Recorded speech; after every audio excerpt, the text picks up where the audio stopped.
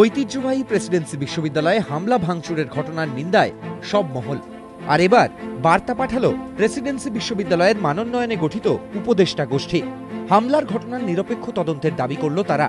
প্রেসিডেন্সির অধ্যাপক অধ্যাপিকা ও ছাত্রছাত্রীদের অভিযোগ, তৃণমূলের ঝান্ডা হাতে একদল দুষ্কৃতী বিশ্ববিদ্যালয়ে হামলা চালায়।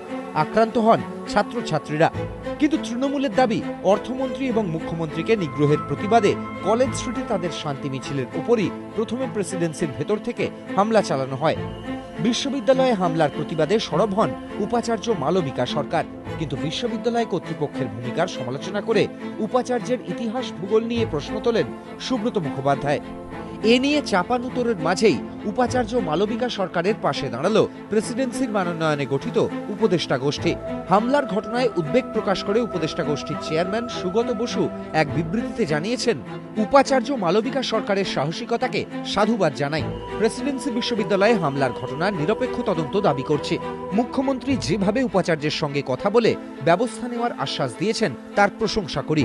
আমরা মনে করি শান্তিপূর্ণ পরিবেশের জন্য বিশ্ববিদ্যালয়ের নিরাপত্তা আরও বাড়ানো উচিত।